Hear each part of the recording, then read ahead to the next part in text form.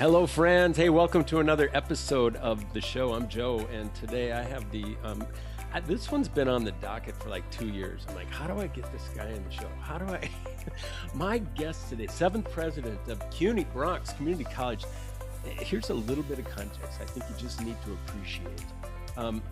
The Bronx has been ranked the least healthy county in New York State for 16 consecutive years, and sitting at the top of that hill in University Heights, overlooking the Harlem River, national historic landmarks. It's a campus serving about 7,000 students from nearly 100 countries, folks. Dr. Larry Johnson Jr. is the seventh president of CUNY Bronx Community College. Larry, so grateful. Thank you for joining us on the show today. So happy to be here, Joe. Thank you so much for having me. So you stepped into this role, we're talking not years, months ago, July 2025. What is it actually like? I'm just going to start there to be you in this role right now. Yeah, to be me in this role is it's exciting. It is transformative, and I think as you go from role to role and from college to college, in my instance, that it takes a some transformation that has to happen. So I was at Gutman Community College, which is also a City University of New York institution, but it was in Manhattan, and then coming directly to the Bronx, more of a sprawling 52-acre campus. It required a different mindset and a shift, so it's been an amazing journey of getting to know the campus, getting to know the students, faculty, and staff, and certainly getting to know all of our elected officials and all of our community based Right. organizations. So it's been a time of fun and excitement. Well, you're such a relationship builder too. So in this phase of just making the connections, I'm sure that you've been just like fully alive, fully alive. And you had the chance to actually like start up a campus at Gutman. I mean, talk about like envy. If we could start something up. Who wouldn't want to be part of a startup? But now you entered into this very historical place, and here's the tension that I really can't get out of my head right now. You walked into a campus that has like a hall of fame of great Americans, right? The busts of Lincoln, Susan B. Anthony, George Washington Carver, sitting in a whole colonnade right there. While the surrounding community has a 30% poverty rate and a graduation rate that we're just not, I don't want to talk about it because it's sobering, right? You've got some wonderful programs in place where you're seeing some gains right now. But what are you seeing that data doesn't show yet? Because you walked into a place that you saw great hope, but the data showed, whew, that's tough work. Yeah, Joe, that is something. When you look at the data, oftentimes the data doesn't tell the story of the successful student that has moved on and to become an elected official, such as our assembly member who is Yudelka Tapia. It doesn't tell that story of the student who came here who could not speak English, and after going through the CUNY CLIP program, which is our CUNY Language Immersion program, that they're now able to be fluent and able to move beyond our institution to a four-year college or university. So it doesn't tell that story. We oftentimes hear the gloom and doom about the Mm. disproportionate number of students who are impacted in the social determinants of health in terms of housing insecurity and food insecurity. Those are the stories certainly that is out there. But when I think of Bronx Community College, what I know and what I'm learning is just that we are rich in talent. Our Mm. students have the most grit that I have ever seen in any institution that I've served. And what we do is that we're providing them the access to those rich resources, those associate of science programs that would allow them to transfer to a four-year college or university or directly to the workforce, such as our STEAM automotive program, which is amazing. Our I've seen students, some of that on social. That sharp. It's like you got some real shiny spaces doing the real work. yes, yes. So what we're doing, to combat the narrative, is the work that we do across the City University of New York, and our Chancellor Felix Matos Rodriguez has been really investing in our colleges with our CUNY Beyond program, where we're making sure that we think about career exploration and experiential learning, work-based experiences, and that is what we're doing at a very micro level at Bronx Community College. So we're now beginning to think about a Bronx Renaissance. Love it. What is that? That is the revival. So when you talked about the Romanesque columns and this campus that used to be what we called New York University, it was New York Right. University, and we still have semblances of what it was like in the 1800s to be on this campus, the Hall of Fame. You walk into the rotunda. So we have such an amazing edifice here. And that is the rich tapestry that really that we're weaving to create this new energy around completion. So we're focused on that. We're looking at our new strategic plan now that will take us through 2031, and we're intentionally focusing on those retention rates, fall to spring, fall to fall. But we're also beginning to think about how can we really help our students not only persist, but remain with us and graduate and move into those high earning wages so that we can be the economic engine in support of the vibrancy that's happening in the Bronx. Love it. Love it. Let me just put some of that context on the table. Community colleges nationally have been just fighting this demographic battle. I mean, you've seen it since COVID. The fight is altogether different, right? This sector shed something like 30, close to 30% of its enrollment in 2 years nationally, Mhm. right? And you're a young man in a very important position, eh, but um, so you know the national conversation. You've experienced it from different institutions. What is community college just getting more wrong these days? Where are we just like not doing it quite the way that we ought to be doing it these days? Yeah. So I wouldn't say I would say there's an opportunity to continue to tell our story. Oftentimes we hear of students who've matriculated to four-year colleges and universities, and you hear about that story. But what we have to do better at is telling the story of the student who came to us that could not speak English, and we provided access, or the student who came to us with a GED or no GED, and we provided those resources for them to be successful, and to tell the journey, the life of that student. I think Mhm. that's an opportunity for us. And so much so, when I arrived to Bronx Community College, I asked the team to really begin to reimagine our digital footprint.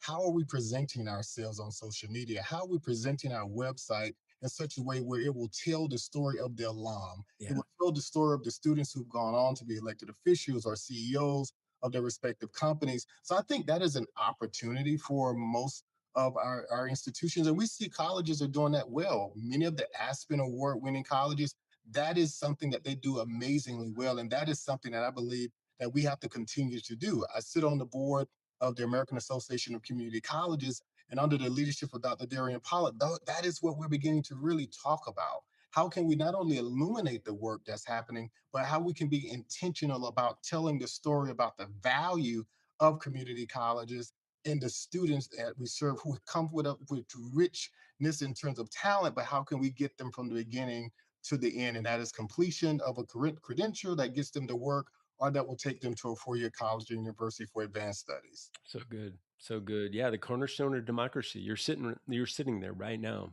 When you look at how most community college presidents are responding to enrollment declines, and I think more and more because of demand have to reprogram how we think about enrollment decline and how we kind of trash the old strategic enrollment plan that we used to have. And it's an altogether new generation of how we approach the work now. What do you see? What do you see that we're still doing wrong in response to that enrollment decline? Yeah, I wouldn't necessarily say wrong. I'll go back to the term opportunity. So there are opportunities that I'm finding at our institution where, we have to really be very laser focused on when we talk about student success. How do we define student success? Right. Student success could be a micro credential. Student success could be a certificate of completion. But one of the areas that I think we have an opportunity to do is what is resurfacing. So when I first entered into academia, we began to talk about guided pathways. I'm now finding that at some point in time, sometimes we didn't incorporate all of the facets of guided pathways. But one of the things that I believe is an opportunity, and we are now beginning to execute this in our new strategic plan, is that we're now adding the career exploration at the beginning of the process. Mm. So when Mm. students come to us, What made that happen? What was the light that just bing that illuminated, "We've gotta do this right up front." yeah, so much of that came from my experience, serving in the Maricopa County Community College system, where we were really laser focused on guided pathways. Broward College, another college that I've worked on, where we were Achieving the Dream Leader College. So most institutions that I've served were either Achieving the Dream colleges and or they were Achieving the Dream Leader colleges. So the paradigm around guided pathways, the embedding of experiential learning at the onset within the first year, helping students to decide their major within that first academic year so they're not spiraling. Right. As Right. the former text that we heard about, which is redesigning America's community colleges, to me, that was the trigger. So when I arrived, I began to really assess where we were, the state of Bronx Community College. And I began to really talk to the faculty and staff about what do we aspire to do. But I began to really pull back the hood to say the hood, automotive Mm. program, you get that? So I began to really I think love it. about, so in this hood, we have retention, we have graduation rates, we have all of these things that are not quite where we want them to be. But let's begin to talk about how we can reimagine the Mm. experience of our students with that experiential learning. And much of this aligns with what we call the CUNY Lipton, New York strategic roadmap that has been provided by our chancellor. So it was a signal to me that where there were areas we can bolster that work to increase persistence and increase graduation rates. I saw that as a clarion call for now further discovery and exploration. I love your Dukes are up. I can see the fight, and even in an interview, I you said something that really stopped me in my tracks. Some people say "wow," I say "whoa." I mean, it was just that rich. You said our institutions, or something to this order, must be designed to meet the realities of our students' lives, Yeah, right? Not force the students to fit the outdated models. So that's not a mission statement. That's that's really a structural indictment about what we've been not doing quite right. So the opportunity, I'm going to steal your word, the opportunity there of how you have reshaped that. Some of the realities for your BCC student population are really requiring you to, yeah, lift up the hood and check to see what do we need to rebuild, right, or perhaps even build faster. right. That what are a few of those things that you could not have anticipated before walking onto campus? I could not have anticipated walking into a building and seeing a line outside the door for students that were waiting for our food pantry. I did not anticipate that. I did not anticipate, the number of students that, shared that they wanted more mental health resources. But what was most startling to me was the line, because when I walked over to, the building, I said, oh, is there a program that we have today? And they said, no, this is what it's like on, this particular day of the week. And I said, oh my goodness. I said, I want to talk more about this. How much are you spending? Well, what is the budget in order to, support, make sure our students have, healthy food options? So prior to my arrival, the college saw this as, a clarion call, and we're now building out a comprehensive stigma-free, almost like a Whole Foods type approach to our facilities. So when students come in, they're getting a chance to experience a grocery or market that is not just a table with food items on it, but they'll actually be able to walk through and have an experience. So, because we were so really, we're confident that if students are in a stigma-free environment, that Mm. they will take more advantage of the resources. So, I really love the work that our director, who's done, Daniels, who oversees our CARES program, is really advocating and advocated to make sure that we had that stigma free environment. So that is something that I didn't anticipate. But what it also did for me, it helped me to understand the story that I needed to tell. Mm. I believe that as the president of the institution, I am the chief storyteller. Yeah. My job is to tell the story of our students, tell the story of our academic programs, in hopes that there will be philanthropic contributions that will help us to bolster the work that we're already doing. So very startling, but I saw it as an opportunity to make sure that I'm hearing, our students. So before they get to the classroom, what additional resources do we need to make sure that they have? And when they're going through new student orientation, positioning these messages and access to these resources so that they know, so they don't get to a place of trouble and all of a sudden now they're just learning about the plethora of opportunities that are on the campus. So that was I love it. startling to me. It really I was. love it. This isn't just a hopeful statement on a T-shirt, Dr. J. I mean, you're restructuring the entire institution for the student experience, and worthy work, my friend. Yeah, I need to start right at the headwaters of where it all started. Tallahassee Community College. Yeah, You were teaching remedial reading back in the day. yeah, yeah.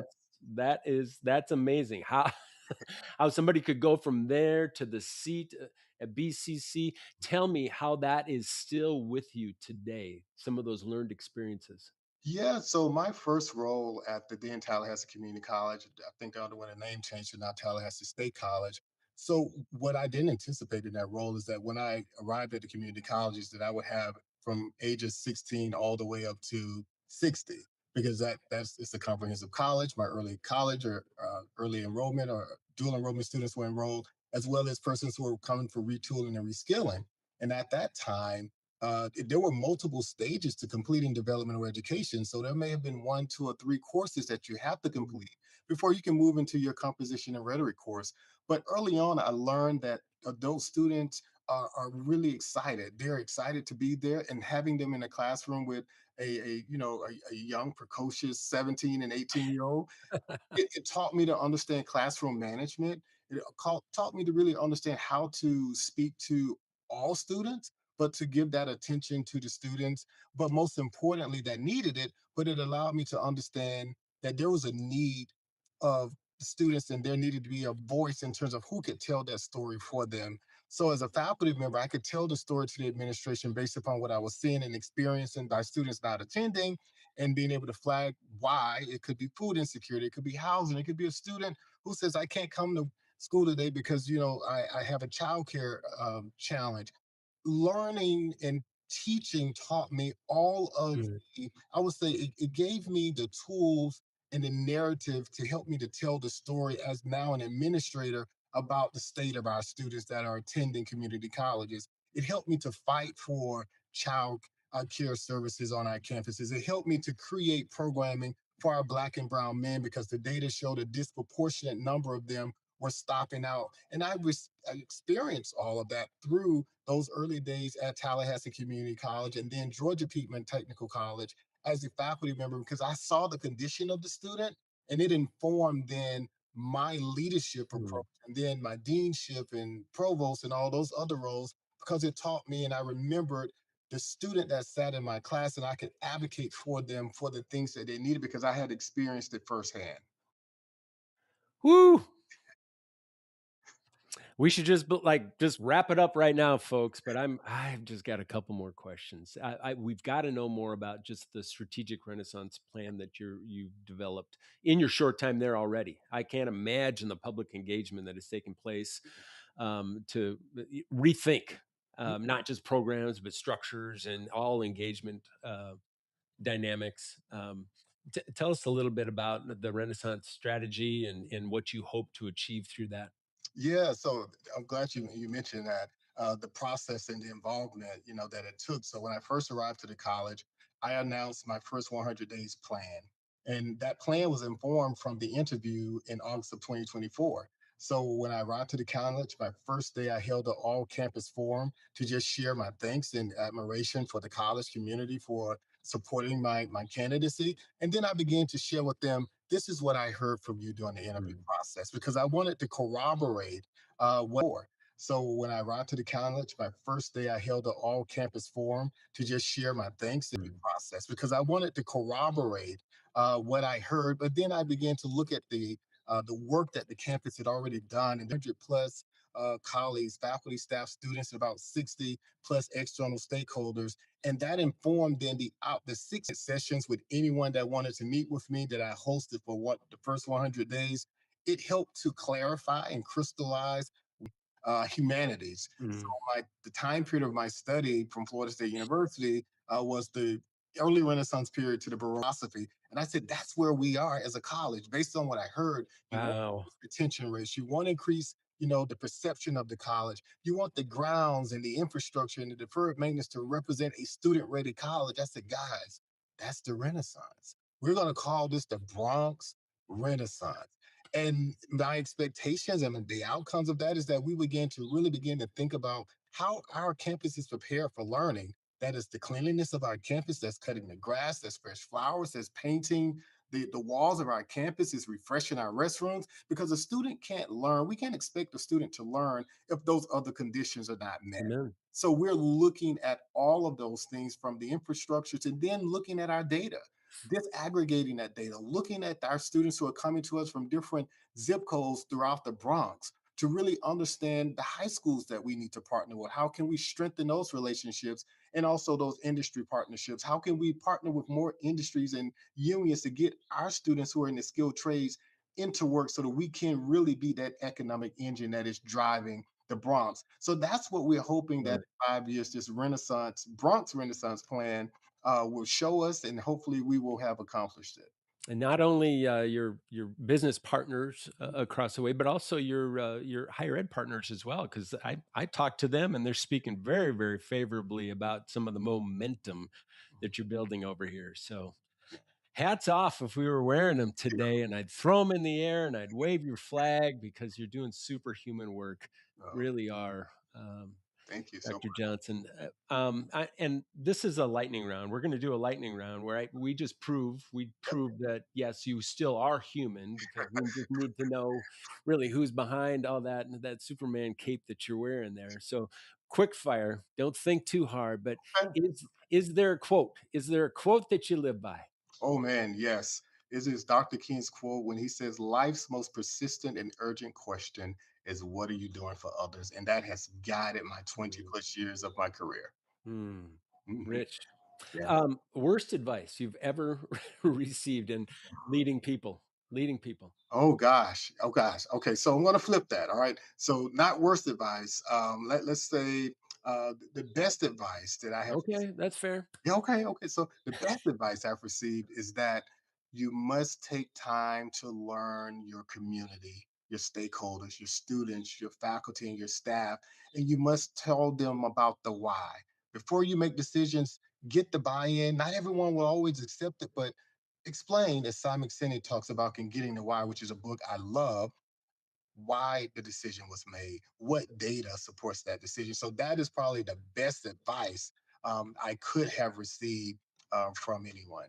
Be Very an good. active listener in all that you do, and I use that in my personal life as well. All right, Renaissance guy. Best HBCU marching band. Oh man, oh, I mean, I have to This is call gonna be a tough one. I have to call out my alma mater, the Florida Agricultural and Mechanical University, founded October 3rd, 1887, the home of the famed Marching 100. That is the Love it. best. Boom, boom, boom. I don't know if you've ever not been right, but is there anything where you've just like had you changed your mind? Anything recently where you've changed your mind? Wow, that's a good one. So, not that I would say changed my mind, but I'm thinking differently about, let's say, the balance of work and restoration. Mm, And I've changed my mind in that, yes, you are to give your all 6, 7 days a week, however often we work, right? But I'm now, and this just came to me, Joe. I am realizing more the importance of balance because I can't be all that the campus students, faculty, staff, and mm. community needs me to be unless I'm all that to myself. And You that's need to turn that up. restoration. That's finding joy and peace because all those things in turn make me a better leader when I arrive to the campus and in the community. Flourishing. Yeah. Yeah. If you're not running a college, what would you be doing? Oh, that's a good one. So if I were not running to college, I would probably run for public office. Yep. Stay right where you're at because they need you right there. But I don't doubt that you would be a playmaker at all levels there as well. So, one word for BCC's future. Hopeful. Mm, Hopeful. I agree. Yes, hopeful. How about a question you have for me? Don't make it too hard now. Okay, so Joe, you do a lot of work where you're helping teams to get inspired and renewed. How do you, or how would you inspire a campus culture where the average tenure at your campus was 15 to 25 years? Wow. Well, actually, I don't see that as a major challenge because many institutions have much less in terms of just being able to retain their best talent. So I think you can accomplish a lot of work in 10, 15 years. In fact, to change an entire culture, what you're doing right now, you can accelerate that. Most leaders are going to take 7 to 10 years to actually just, we use the word transform, right? which means it's different. Most use the word transform and just change the furniture around a little bit. No, no, no. To truly transform, I think you can do it within the tenure of just the scope of what you're talking about there. But it takes a leader with focus. It takes a leader that is not only running the system, but also knows how to develop the capacity of the people, right, to meet the needs of the system at the same time. So it's a dual focus for anybody sitting in your chair. You must be a system leader and a people leader at the same time. And they don't alternate Monday, Wednesday, Friday, Tuesday, Thursday. It is all integrated into the work. So, and largely that is the work that you're up to. I know it because I see it. Thank you. Thank you so There it is. That great. That's the best question I think I've ever gotten. So, Larry, for anybody listening in who just might be struggling, maybe not in the Bronx of New York, but could be in rural America and have taken on a new campus and might be struggling with some of the same issues that you are coming in, just trying to discover, make good decisions. What last piece of advice that you would just give a young leader who is maybe wondering a little bit, do I have what it takes to do this work? yeah. I'll say two things. Number one, allow yourself grace. Yeah. You may not know it all. You may make mistakes. You may send the wrong email. You may say the wrong thing in the wrong setting. Allow yourself the grace, Mm. but always center yourself around your why. Why did you choose this institution? They chose you, but why did you choose this institution? And why did you choose higher ed as your vocation? And hone in on that, lean into that, and always allow that in the most difficult of moments to bring restoration and joy. When you get in those moments of dismay and you're down, it is the why that will inspire. So it's worth the wait. Mm. So grateful. So this is what I learned from you. Here's the lesson that I learned from this 20-minute exchange. I think if you're a community college president, if you're leading any institution, K-12 at the chancellor level, provost level, wherever you happen to be, the question isn't whether the community deserves better, because they do, right? The question is, are you leading like you believe Mm. they do? And that's really the heart of the leader. You got to have the right mindset, but you also have to have the right heart set to ensure that the community deserves, right? Healthy teams, reliable systems, and all things that your students are coming to pursue. So you're changing family trees, sir. So appreciate you. If we want to learn more about BCC, how do they find you? Oh, absolutely. So if you want to learn more about the college, we are easily found on www.bcc.cuny.edu. And we're also on all forms of social media, such as Instagram, LinkedIn as well. And you can just type in Bronx Community College and you will find the amazing work that my team and I are doing. And also you'll see the great work and the accomplishments of our students who How we do they find you, Dr. Larry okay, how Johnson? do they find me? Okay, so No, no, you did the not first part, about but me. now how do they because Yeah, you're an author, you're a speaker, you're doing yeah. amazing things. Yeah, see, Joe, I always go to what is, how to find You the know where the work is, so yeah. no, so how to find me. I'm also on Instagram as well at Larry Johnson Jr. And that's Instagram, that's TikTok, and also on LinkedIn. So I would love to engage with anyone that has any ideas and would like to talk more about just this how world of higher ed and how I can be of support in any way. Most of us are just renting space from you, sir. So appreciate your time. Thank you.